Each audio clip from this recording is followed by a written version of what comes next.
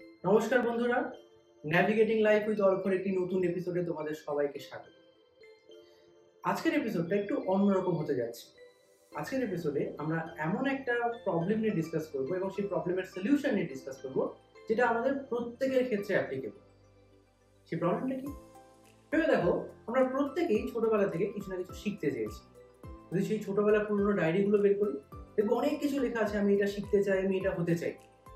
কিন্তু সেই কতগুলো আমরা শিখতে পেরেছি আলটিমেটলি? আমি আমার কথা যদি বলি, আমার বেশ লম্বা চড়া একটা লিস্ট আছে, কিন্তু তার মধ্যে বেশিরভাগগুলো আমি হতে পারিনি। তার কারণটা কি?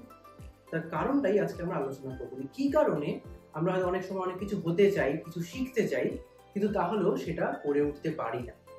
এবং পাশাপাশি আমি তোমাদের সাথে কিছু টিপস অ্যান্ড ট্রিক্স শেয়ার করব, যেগুলো তোমরা যদি মাথায় রাখো, খেয়াল রাখো, তাহলে তোমরা যে কোনো জিনিস বাকি অন্য অনেকের থেকে অনেক তাড়াতাড়ি যেমন শিখতে পারবে এবং তোমরা সেই স্কিলটাকে ইন ফিউচার কাজেও লাগাতে পারবে। তাহলে চলো শুরু করা যাক। ওকে, তাহলে প্রথম যে টিপসটা আমি তোমাদের সাথে শেয়ার করব সেটা হলো যে আমাদের একটা ক্লিয়ার গোল রাখতে হবে। যদি আমাদের কাছে কোনো ক্লিয়ার গোল না থাকে, তাহলে কোনো কিছুই শেখা আমাদের পক্ষে সহজ হবে না। এবার এই ব্যাপারটা আমি একটু বলি। সেটা কিরকম? যে ধরো তুমি একটা কোনো নতুন ল্যাঙ্গুয়েজ শিখতে চাইছো। ওকে ফাইন, তুমি হয়তো ফ্রেঞ্চ শিখতে চাইছো, স্প্যানিশ শিখতে চাইছো, কোনো অসুবিধা নেই। এবার তোমার সেই ল্যাঙ্গুয়েজটা শেখার প্রসেসটা কঠিন লাগবে শুরুতে, খুব স্বাভাবিক ব্যাপার, কারণ ওই ভাষাটা তো আমাদের নিজেদের নয়। তাহলে এবার ওই ভাষাটা যে আমি শিখতে চাইছি, সেই গোলটা প্রথমে আমাকে রাখতে হবে যে আমি এই ভাষাটা শিখতে চাইছি, ফাইন। কিন্তু আমরা এখানেই আটকে যাই এবং সেই কারণেই আমরা তাড়াতাড়ি শিখে উঠতে পারি না। আমাদের গোলটাকে আরো স্পেসিফিক করতে হবে।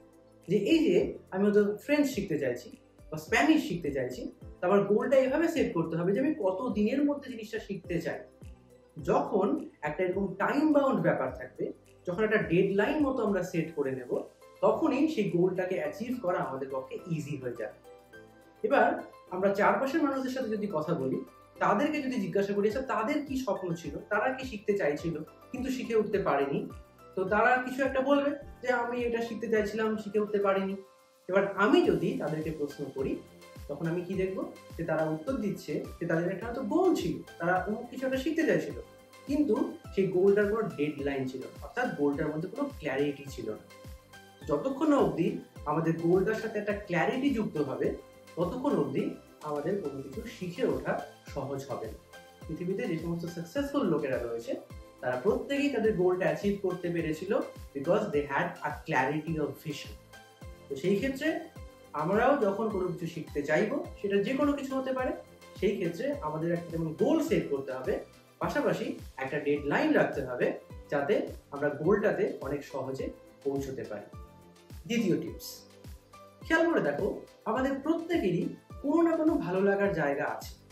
কেউ হয়তো আমরা গান শুনতে ভালোবাসি, কেউ হয়তো আঁকিবুকি করতে ভালোবাসি, কেউ হয়তো আমরা ঘর গোছাতে পছন্দ করি। তাহলে এই ভালো লাগার জায়গাগুলোই কিন্তু আমাদের হয়তো একটা নতুন দিকে নিয়ে যেতে পারে। তুমি হয়তো খাতার পেছনে আঁকিবুকি করতে ভালোবাসো, ডুডলিং করতে ভালোবাসো, সেটাই হয়তো তুমি যদি প্যাশনেটলি করো, হয়তো তুমি অ্যানিমেশনের লাইনে চলে যেতে পারো। তুমি তো এখন ঘর গোছাতে ভালোবাসছো, সেটাই হয়তো তোমাকে ইন্টেরিয়র ডিজাইনিং এর দিকে নিয়ে যেতে পারে। তো এইরকম ভাবেই আমরা যদি বাকি সবার থেকে তাড়াতাড়ি কোনো কিছু শিখতে চাই, তাহলে আমাদের কোন বিষয়গুলো ভালো লাগার জায়গা, কোন জায়গাগুলো ভালোবাসার জায়গা, কোন বিষয় নিয়ে আমাদের ইন্টারেস্ট রয়েছে, সেগুলোকে খুঁজে বার করতে হবে। কারণ বাকিরা চারপাশে কি করছে সেই দৌড়ে দৌড়ে লাভ নেই, আমাদেরকে নিজেদের আলাদা রাস্তা তৈরি করতে হবে। এবং সেই জন্যই কোন বিষয়ে আমাদের ইন্টারেস্ট রয়েছে, ভালো লাগা রয়েছে, ভালোবাসা রয়েছে, সেই সম্পর্কে একটা পরিষ্কার ধারণা রাখতে হবে। তাহলেই আমরা তাড়াতাড়ি শিখতে পারি। এবার থার্ড টিপস, সেটা হলো অধ্যবসায়, পারসিভিয়ারেন্স। এই একটা ট্রেড কিন্তু বাকি সবার থেকে তোমাকে আলাদা করে দিতে পারে। হয়তো একই সাথে তোমরা দুজন বন্ধু বা দুজন বান্ধবী আঁকার ক্লাসে ভর্তি হয়েছিল, কিন্তু একজন সে লেগে থাকার জন্য অনেকটা আগে চলে গেছে, আর তুমি হয়তো ঠিকঠাক লেগে না থাকার জন্য পিছিয়ে পড়েছো। এই অধ্যবসায়টা আমাদেরকে ইনকালকেট করতে হবে আমাদের মধ্যে। বিষয়টা কি, যে আমরা যখন কোনো কিছু শিখতে শুরু করব, আমরা কোনো অ্যাবসার্ড গোল আমাদের সামনে সেট করব না যে আমি তো 6 মাসের মধ্যেই শিখে যাব বা আমি তো 2 মাসের মধ্যেই শিখে যাব। এইরকম কোনো গোল রাখলে চলবে না। আমাদেরকে এটা ভাবতে হবে যে এই পার্টিকুলার জিনিসটা যেটা আমি শিখতে শুরু করেছি, এটা আমাকে ভালো করে শিখতে হবে এবং সেটার জন্য যতটা সময় আমাকে দিতে হবে আমি সেটা দেব। কোনো শর্টকাট নয়, কোনো ইজি পদ্ধতি নয়, আমাকে লেগে থাকতে হবে। যে কোনো বড় মানুষ যারা সাকসেসফুল হয়েছেন তাদের লাইনে তারা কিন্তু লেগে থেকেছেন। পারসিভিয়ারেন্স না থাকলে সাকসেস তুমি পেতে পারো না। ওভারনাইট সাকসেস বলে কোনো কিছু হয় না। সাকসেসটা আসে সবসময় দীর্ঘদিনের হার্ড ওয়ার্কের পরে। ওকে, এবার ফোর্থ স্টেপ, আমরা একটা ক্লিয়ার গোল সেট করলাম, ডেডলাইন সেট করলাম, কোন বিষয়ে আমাদের ইন্টারেস্ট রয়েছে সেটাও আমাদের একটা পরিষ্কার ধারণা হয়ে গেল। আমরা শেখা শুরু করে অধ্যবসায় নিয়ে এগিয়ে যাচ্ছি, তাও ঠিক আছে, কিন্তু তা সত্ত্বেও হয়তো আমরা জিনিসটা ঠিকঠাক শিখে উঠতে পারছি না। কারণটা কি? হয়তো আমরা রাইট সোর্স গুলো চুজ করিনি। বিষয়টা কিরকম? ধরো তুমি একটা নতুন কোনো ল্যাঙ্গুয়েজ শিখতে চাইছো, তুমি গুগল প্লে স্টোরে গেলে বা অ্যাপল অ্যাপ স্টোরে গেলে, গিয়ে সেখানে ল্যাঙ্গুয়েজ লার্নিং অ্যাপ সার্চ করলে, অনেকগুলো সার্চ রেজাল্ট এসে সেখানটায় তুমি হয়তো প্রথম যে সার্চ রেজাল্টে যেটা এলো অ্যাপটা, তুমি সেটা ইনস্টল করবে, শিখতে শুরু করলে। এবার যে তুমি প্রপারলি রিসার্চ করোনি, বাকি অ্যাপগুলোকে ঠিকঠাক করে দেখোনি, বা হয়তো গুগলে অন্য কোনো অ্যাপের বা রিভিউ তুমি দেখোনি, তার ফলে কি হচ্ছে, যেটা প্রথম এলো শেখা শুরু করলে, তার মধ্যে যদি কোনো প্রবলেম থেকে থাকে তুমি কিন্তু সেটাকে ওভারকাম করতে পারবে।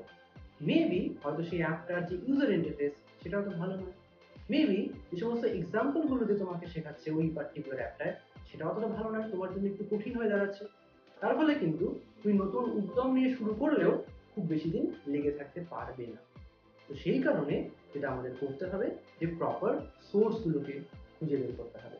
যদি আমরা আগে থেকেই ঠিকঠাক করে রিসার্চ করে নিই যে কোন কোন সোর্স গুলো আমাদেরকে এই নতুন কিছু শেখার জার্নিটাতে হেল্প করবে, তাহলে কিন্তু আমাদের মাঝখানে কোনো অবস্টাকলস আসবে না এবং আমরা অনেক বেশি স্মুথলি, অনেক বেশি ফ্রিকশনলেস ওয়েতে জিনিসটা শিখতে পারবো। এবার পঞ্চম টিপস, সেটা হলো surround yourself with like minded people. ব্যাপারটা কিরকম?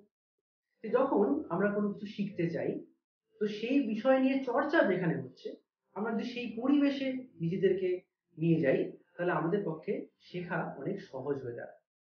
একটা সুন্দর এক্সাম্পল দিচ্ছি, সত্যজিৎ রায়, বাঙালির গর্ব। তার বাড়িতে ছোটবেলা থেকেই একটা মিউজিক নিয়ে চর্চা হতো, তার বাড়ির সকলে গান গাইতে পারত।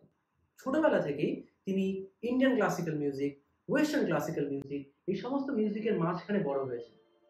তারপরে কি হয়েছে, তারপর যখন তিনি সিনেমা তৈরি করতে শুরু করেন, একটা সময়ের পর থেকে তার সিনেমার সমস্ত মিউজিক ডাইরেকশনের যে কাজ তিনি নিজে করতেন। এবং এই কারণেই কিন্তু আমরা ফিরোজার আইকনিক টিউন পেয়েছি, আমরা জলসা ঘরের মতো এত সুন্দর একটা মিউজিক্যাল পেয়েছি, আমরা গুপি গাইন বাঘা বাইন ট্রিলজি পেয়েছি, এবং আমরা চারুলতার মতো টিউনগুলো পেয়েছি। তাহলে কি হচ্ছে, যে আমরা যে জিনিসটা শিখতে চাইছি সেই বিষয় নিয়ে অলরেডি কারা রয়েছে, যারা অলরেডি কাজ করেছে, যারা অলরেডি শিখেছে, আমরা সেই সারাউন্ডিংসে নিজেদেরকে নিয়ে যাব। সেটা আমরা কোনো রেডিট কমিউনিটি হতে পারে, যেখানে হয়তো আমরা যেটা শিখছি সেটা নিয়ে লোকজন টিপস শেয়ার করছে, সেটা ইউটিউবে সেই বিষয়গুলো নিয়ে যারা চর্চা করেন সেই ভিডিওগুলো আমরা দেখতে পারি, অথবা আমাদের চারপাশে অফলাইন মোডে, দ্যাট ইজ যদি আমরা কোনো মানুষকে পাই যারা হয়তো আমার শেখার বিষয়টা নিয়ে অলরেডি চর্চা করছেন, তাদের সান্নিধ্যে আমরা যাব, অ্যাজ মেন্টর তাদেরকে আমরা দেখব এবং তাদের থেকে আমরা জিনিসপত্র শেখার চেষ্টা করব।